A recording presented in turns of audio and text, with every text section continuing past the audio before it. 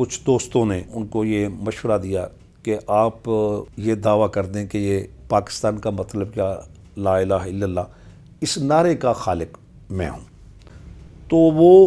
23 مارچ 1940 کو جب قرارداد لاہور جس دن اس تاریخ سے دن ہی نوائے وقت کا آغاز، لیکن یہ بات غلط ہے۔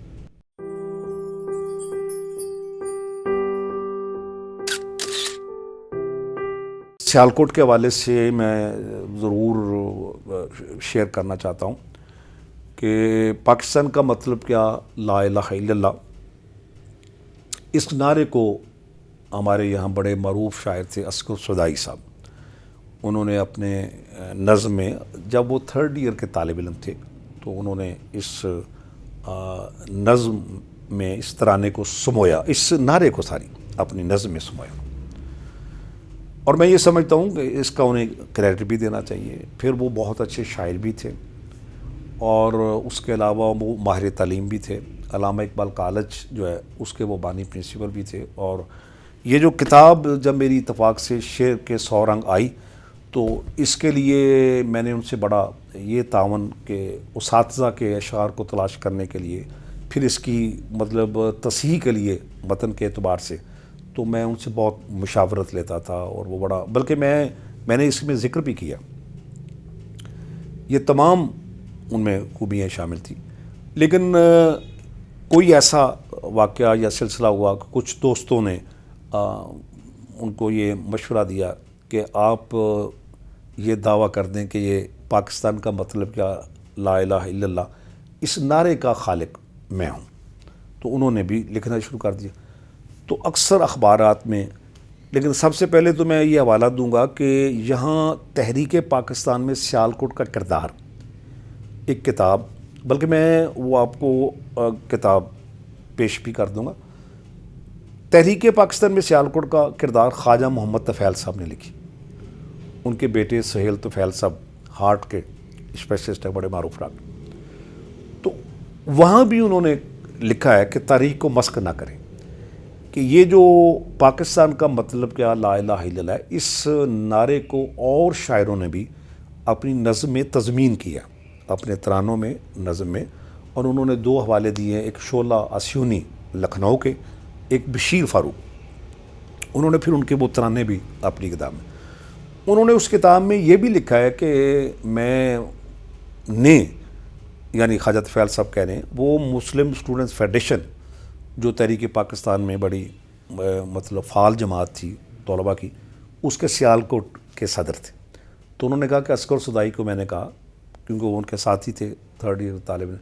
کہ یار تم شاعری کا شوق رکھتے ہو تو آپ بھی اس نعرے پر نہ کوئی نظم وغیرہ لکھو۔ تو انہوں نے پھر میری فرمائش پر وہ نظم لکھی۔ تو وہ ایک اس چیز کے عینی گواہ ہیں کہ میں کہنے والا ہوں، اس کا مطلب ہے کہ نعرہ پہلے ایگزسٹ کرتا تھا، اور اس نعرے کے حوالے سے، اور یہ بھی بڑے کریڈٹ کی بات ہے۔ اچھا، ایک میں بات اور بڑی مزدار کہ نوائے وقت اخبار جو بلا شبہ تحریک پاکستان میں اس کا بڑا لیڈنگ رول ہے، تو نوائے وقت والوں نے ایک مستقل یہ مطلب موقف اختیار کیا کہ نوائے وقت کا جو پہلا پرچہ ہے وہ 15 روزہ کے طور پر شروع ہوا تھا، پھر وہ ویکلی بنا، پھر ڈیلی۔ تو وہ 23 مارچ 1940 کو جب قرارداد لاہور جس دن اس تاریخ سے دن ہی نوائے وقت کا آغاز ہوا ہے، لیکن یہ بات غلط ہے، اور یہ بات غلط کیسے ثابت ہوئی کہ نوائے وقت کا جو پہلا شمارہ ہے وہ اس کا فائل لاہور میں اب بھی ایک شخص ہے، ان کے والد گرامی نے اس کو محفوظ کیا تھا، اور اب وہ ان کے پاس ریکارڈ موجود ہے۔ تو اس کو بیس بنا کر لاہور میں ایک بڑے معروف مورخ تھے پروفیسر احمد سعید صاحب، کوئی 15-20 دن پہلے ہی ان کا انتقال ہوا ہے، میرے بڑے دوست تھے۔ تو احمد سعید صاحب نے اس پرچے کے اعتبار سے یہ تحقیق پہلی دفعہ سامنے لائے کہ نوائے وقت کا پہلا شمارہ 29 مارچ کو آیا تھا، 23 مارچ کو، اور پھر نوائے وقت کا جو وہ شمارہ ہے اس میں 23 مارچ قرارداد لاہور کا کوئی ذکر بھی موجود نہیں ہے، حالانکہ وہ 6 دن بعد چھپے، یعنی آج کا واقعہ کل کے اخبار میں تو آنا چاہیے نا۔ تو 23 مارچ میں جو اتنا بڑا مطلب وہ ٹرننگ پوائنٹ ہے، ایک بہت بڑا سنگ میل کہہ لیں، بلکہ نشان منزل کہہ لیں، ایک لینڈ مارک مطلب وہ اس قرارداد کے حوالے سے کوئی ایک سطر بھی اس نوائے وقت 15 روزہ میں نہیں. اور پہلے وہ جب شروع ہوا تھا وہ ویسے بھی کوئی پولیٹیکل نہیں بلکہ ایک ادبی سا ایک مطلب وہ نوجوان امین نظامی نے شروع کیا تھا. تو یہ چیزیں جب